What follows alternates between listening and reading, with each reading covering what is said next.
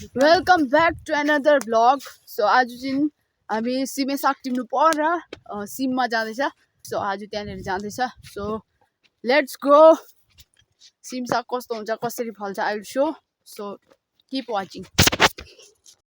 अहिले चाहिँ भने हामी त्यस्तै अब अलिकति टप ठाउँमा पुग्यो। सो टप ठाउँ भन्नाले यहाँबाट खेत देख्छ, यो भ्यू देख्छ, त्यहाँ रोड देख्छ, त्यहाँनिर लप्सीको बोर्ड देख्छ अनि यहाँ म देख्छ। So let's go. अब यहीँदेखि उतापट्टि एउटा खोल्सा छ, त्यो खोल्सा तरेर अलिकति उता 3 मिनट जति हिँड्दा ठक्कै सिममा सिम साग लिनु पुग्छ। Let's go mummy come. So we enter jungle. Me they don't have. ओए ओए नगर कम। त्यो कोला काटेको पानी अलिअलि रहेछ।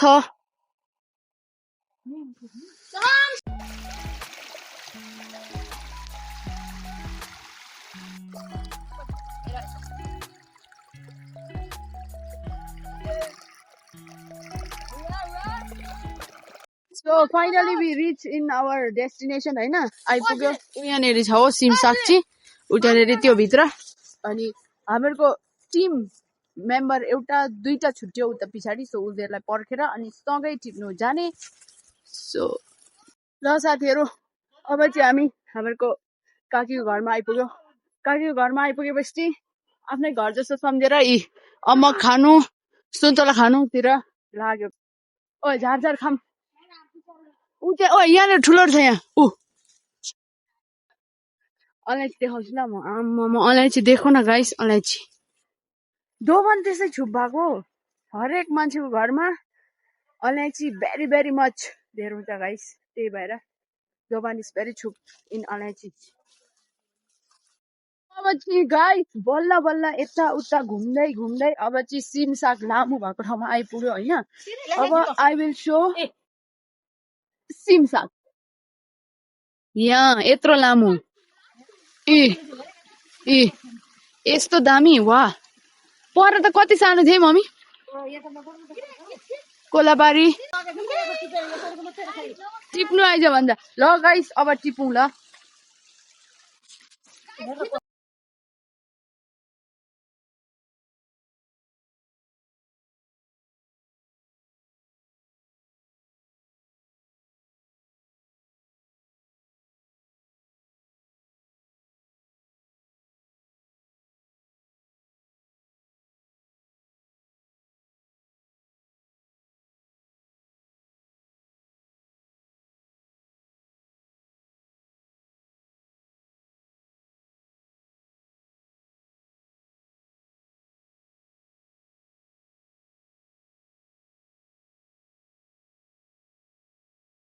सो अब चाहिँ फाइनली घर पुग्यो होइन सिम साग टिपेर।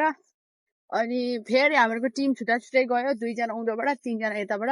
सो घर आइपुग्यो। यिनीहरू दुईटा चाहिँ मसँग छ होइन। अनि टिपेको सिम साग पनि अर्कैले बोकेर लग्यो। अनि हामी चाहिँ खाली हात।